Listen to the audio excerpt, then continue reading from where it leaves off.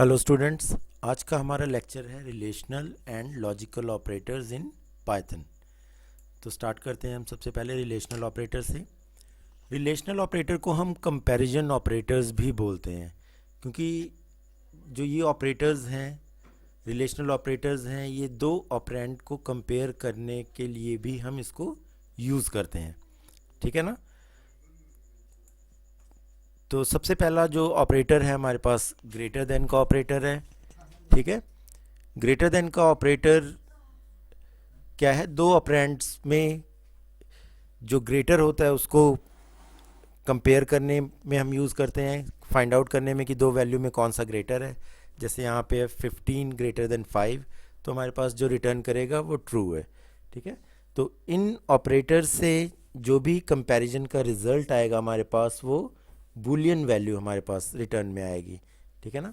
Boolean value हमारे पास दो तरह की हैं, दो वैल्यूज़ हैं, ट्रू और फॉल्स। तो 15 ग्रेटर देन 5, यहाँ 15 ग्रेटर है 5, तो रिजल्ट हमारे पास ट्रू आ गया। नेक्स्ट है एग्जांपल स्ट्रिंग कंपैरिजन। ठीक है। जब हम स्ट्रिंग को कंपेयर करेंगे तो ये ध्यान हम रखेंगे इस चीज़ को कि स्ट्रिंग कैसे कंपेयर होता है।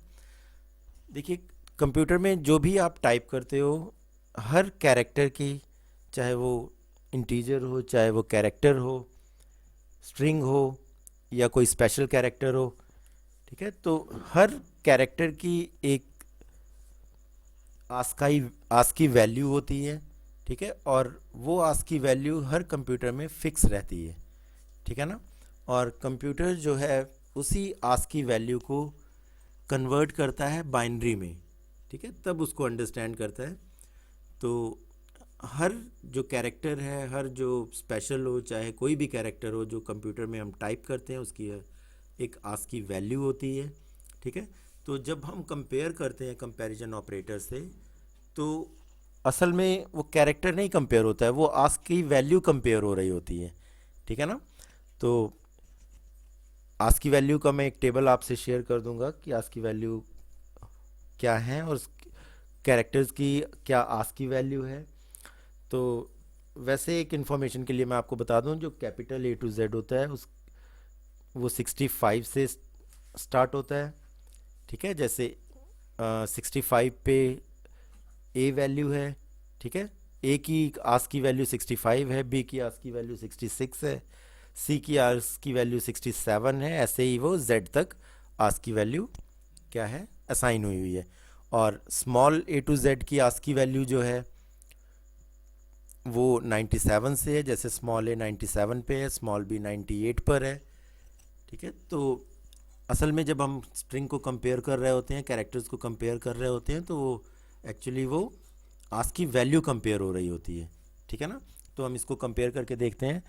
तो हेलो जो है वो कैपिटल में लिखा हुआ है और वर्ड जो है सेंटेंस केस में है। ठीक है ना। तो जैसे मैंने आपको बताया कि जो कैपिटल ए टू जेड है वो 65 ऑनवर्ड स्टार्ट होता है, और स्मॉल जो ए टू जेड है वो 97 ऑनवर्ड स्टार्ट होता है।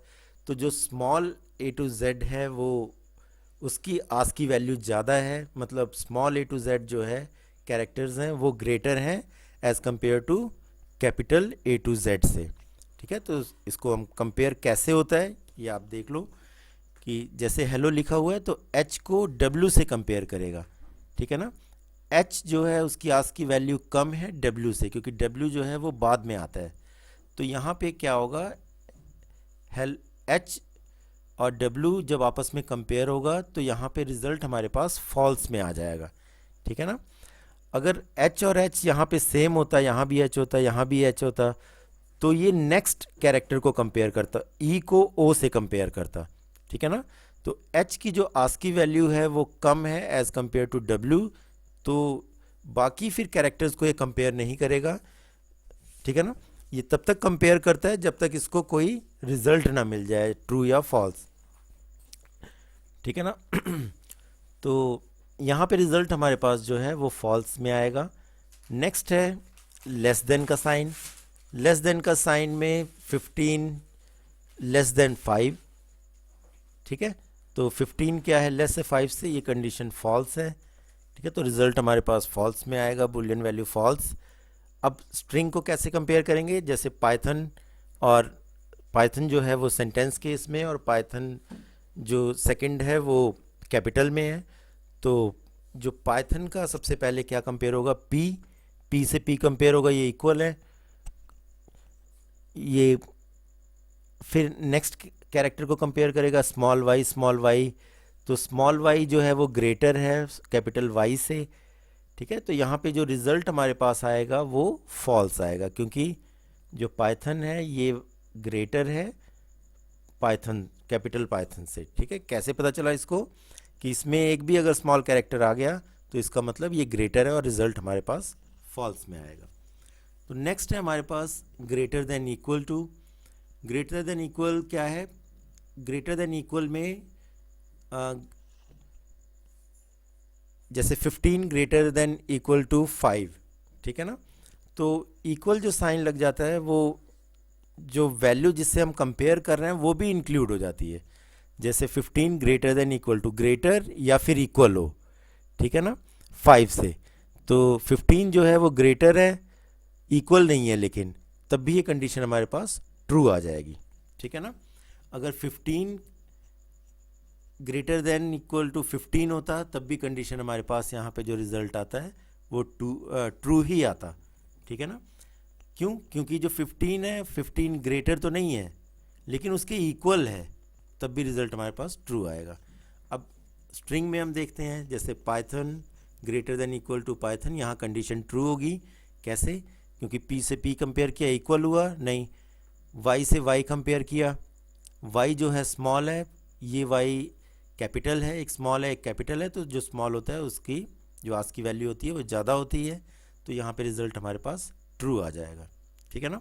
नेक्स्ट है लेस देन इक्वल टू, वैसे ही ग्रेटर देन है उसका रिवर्स है ये, ठीक है। तो 15 less than equal to 15, condition true, ठीक है। लेस देन तो नहीं है 15 से, लेकिन इक्वल है तो हमारे पास ट्रू आ जाएगा।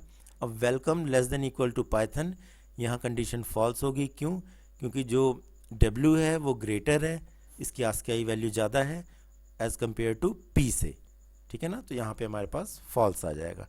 नेक्स्ट है लेस देन ग्रेटर देन का साइन जब हम एक साथ यूज़ करते हैं तो वो नॉट में वो कन्वर्ट हो जाता है, ठीक है। जैसे 15 नॉट 5, कंडीशन ट्रू है, जो 15 नॉट 5 है ये कंडीशन ट्रू है। अब जैसे 15 not equal to 5, condition true है, 15 जो 5 के इक्वल नहीं है, तो हमारे पास जो रिजल्ट है वो ट्रू में आएगा।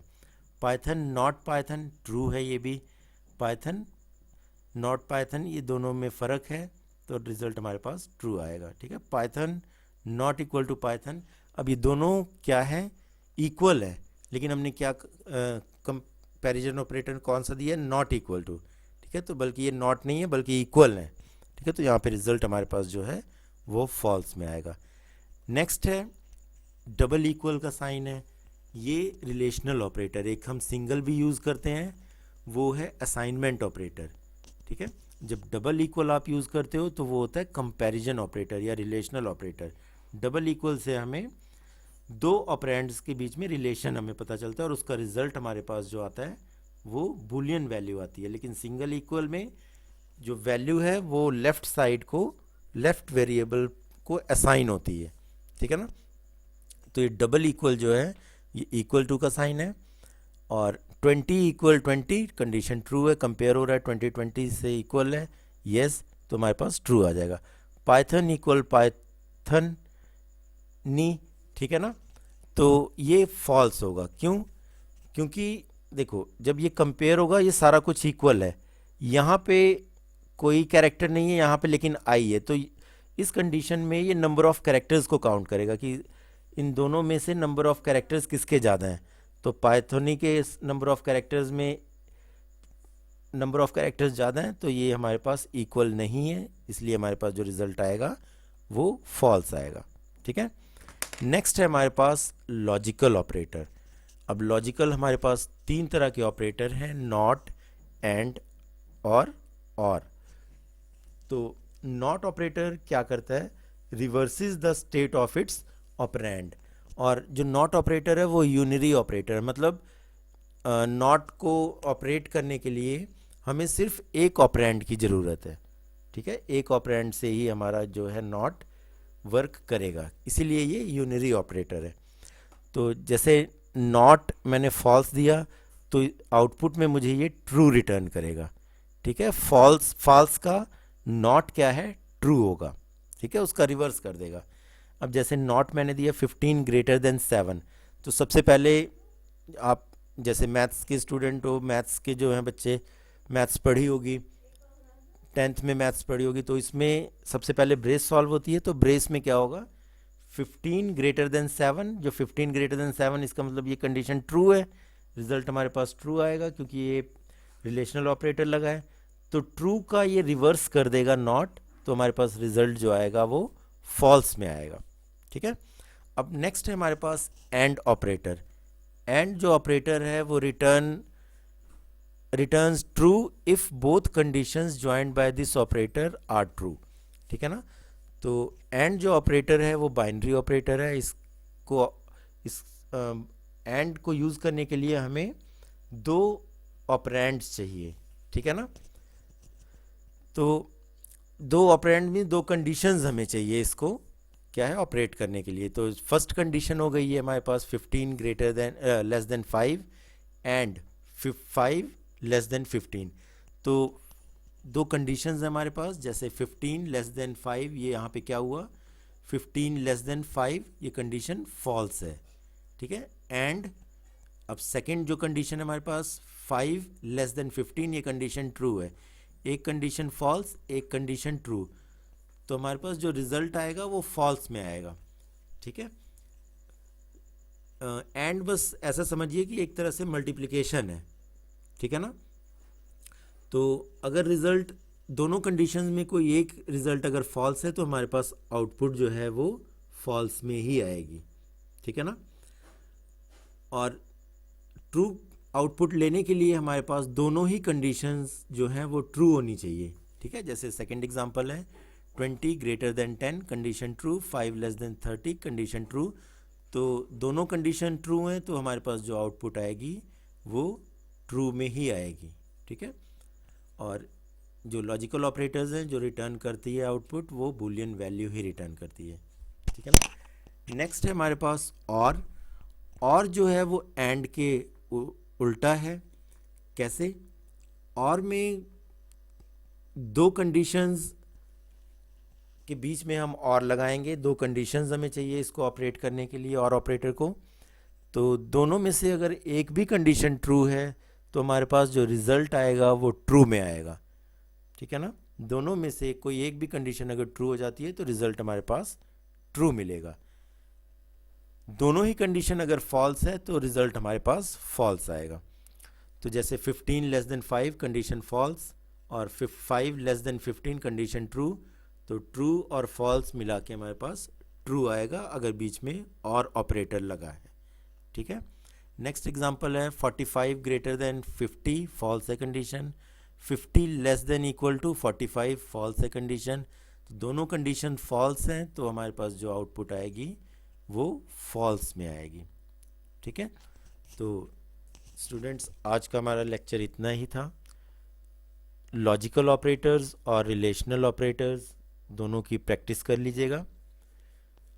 कोई प्रॉब्लम हो आप क्वेरी कर लेना, ठीक है। और इसके नोट्स आप अपनी कॉपी पे बना लीजिएगा। Okay, thank you.